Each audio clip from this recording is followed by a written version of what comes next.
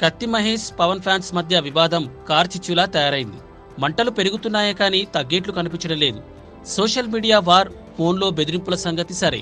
జనవరి 18 గురువారం రాత్రి 11 గంటల సమయంలో కొండాపూర్లో తనపై పవన్ ఫ్యాన్స్ కోడిగుడ్డుతో దాడి చేశారని కత్తి మహేష్ ఆరోపించాడు. అయితే ఇందులో నిజం లేదని, ఇదంతా మహేష్ కల్పితమని నెటిజన్లు, పవన్ ఫ్యాన్స్ చెబుతున్నారు. ఈ దాడి గురించి సోషల్ మీడియాలో అనేక అనుమానాలు వ్యక్తమవుతున్నాయి. దాడి విషయంలో నెటిజన్లు, పవన్ ఫ్యాన్స్ వ్యక్తం చేస్తోన్న అనుమానాలేంటంటే 11 గంటల సమయంలో ట్రాఫిక్ అస్సలు ఉండదు. అలాంటప్పుడు టర్నింగ్ తీసుకుంటూ డ్రైవర్ కారు అద్దాన్ని దించి వెనక వస్తున్న వాహనాలను ఆపడమేంటి? ఒకవేళ ట్రాఫిక్ ఉంది అనుకున్నా ఇండికేటర్ వేసుకుని కారు టర్నింగ్ తీసుకోవచ్చు.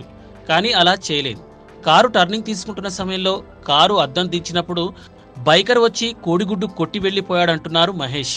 కారు, బైక్ రెండూ మూవింగ్లో ఉన్నప్పుడు డ్రైవర్కి గాని, కారుకు గాని ఎక్కడా తగలకుండా మహేష్ని మాత్రమే కొట్టగలడం సాధ్యమా? డ్రైవర్ సీటు రైట్లో ఉంది. బైకర్ కోడిగుడ్డు కొట్టినప్పుడు అది మహేష్ లెఫ్ట్ హ్యాండ్ పై పడింది.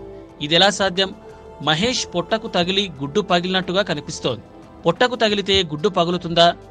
సరే, ఇవన్నీ జరిగాయనుకున్నా మహేష్ అటుగా వస్తున్నట్టు బైకర్కు ఎలా తెలుస్తుంది? ఇన్ని రోజులు దాడి చేయని వాళ్లు ఈ రోజు ఎందుకు చేస్తారు? కేవలం ఇదంతా కత్తి మహేష్ తనపై ఆరోపణలు డైవర్ట్ చేయడానికి గుడ్డు నాటకం ఆడుతున్నారంటున్నారు.